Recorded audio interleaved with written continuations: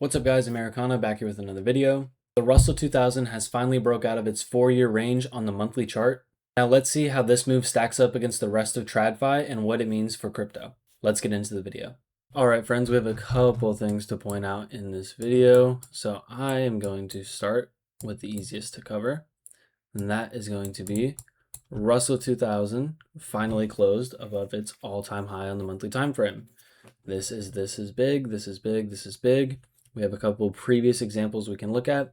We did not get kind of the same displacement as we have at previous times. If you don't know what displacement is, that means like move out of the range, kind of breaking through with some confidence. It wasn't quite that, but it's been a rough few weeks for markets in general.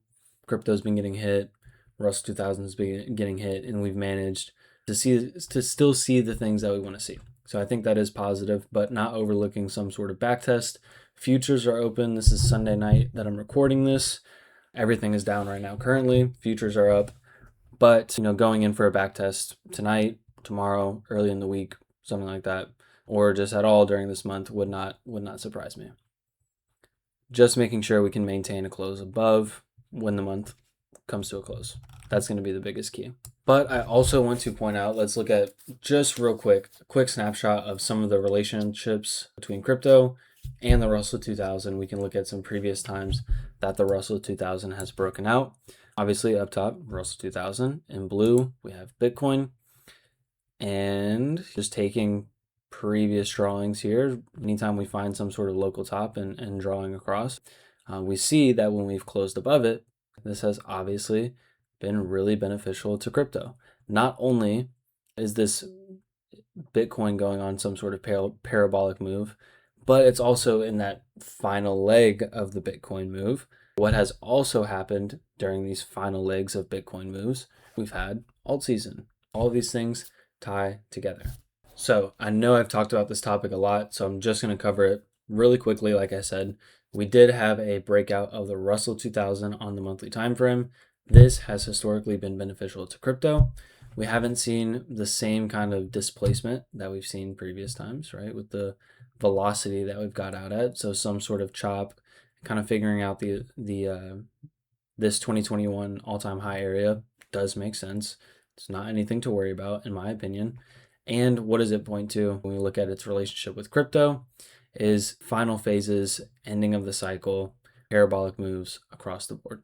All right, now I said we're going to talk about its relationship to TradFi, the Russell 2000's relationship to the rest of TradFi, and why I think a massive catch-up is coming, and this breakout is just an early sign. If we look at up top here, let me see, we have Dow Jones in blue, we have the S&P 500 in green, and NASDAQ in orange. These are 2021 all-time highs. All came in kind of within the same area, depending which index you're looking at.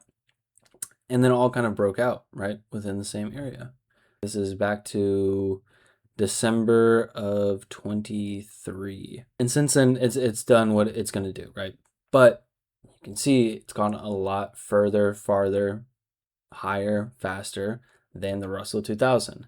Not saying that the Russell 2000 has to go copy this entire move, but some sort of catch up is in play. And you guys will see this in other videos this week. I don't know what video I'm going to release first. You guys will be seeing this in other videos this week, that relationship of the Russell 2000 catching up. The charts are going to look completely different, but I want you guys to kind of get familiar with this idea that the Russell 2000 could be going on some sort of massive catch-up trade, which has historically been extremely good for crypto. Crypto kind of falls into that catch-up trade as well, honestly. People in equities, people in stocks have been running circles around us. People in gold have been running circles around us. It has not been a fun time, honestly. When you see early signs like this, you can begin to be hopeful. And make sure you guys check out my other videos this week. We dive into kind of how the rotation is going to play out, or what's actually supporting. You can't just get on here and say this asset hasn't pumped, so it's going to. I don't think that's how that works, and I don't think that's fair to you guys, but I do have it split up into a couple different videos this week where we will be covering topics relating back to this Russell 2000 catch-up trade. The videos this week are pretty heavily focused on the Russell 2000.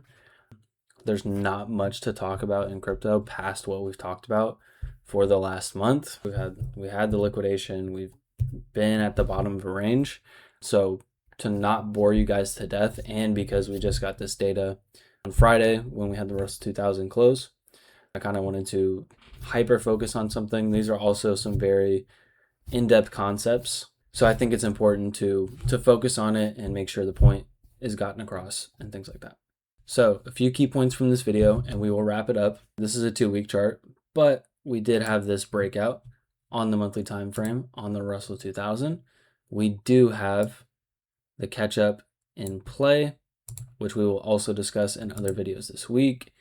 And at the same time, again, previous times that the Russell 2000 has broken out, what has this meant for crypto? It has been very, very positive times.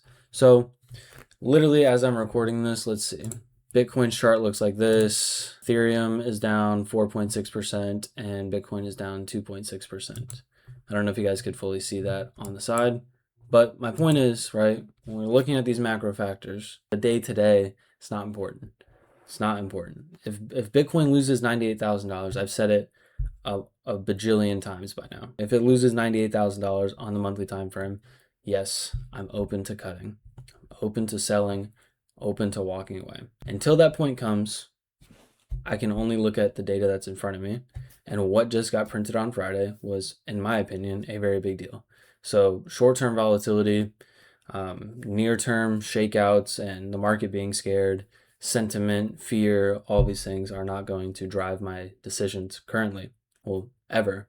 But I'm not going to allow that to take over me, right? And this might come off stupid. This video might come out Friday and, we're up 5, 6, 7%.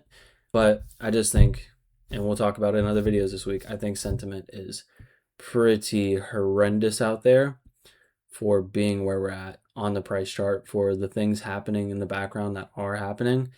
And even the sentiment in the stock market is horrendous. It's pretty wild to see, in my opinion. So we will wrap it up here, but we have a lot of topics to discuss this week. We have a lot of nuanced things to discuss, some more in-depth, higher level analysis. So hopefully you guys find these videos useful this week. And also if you have questions and you want me to post another video, whatever have you, right? Just make sure you drop them in the comments. I appreciate you guys, as always. Appreciate your support. Anyways, guys, we'll wrap it up. Make sure you check out my other videos this week because everything is super important and it's all tied together.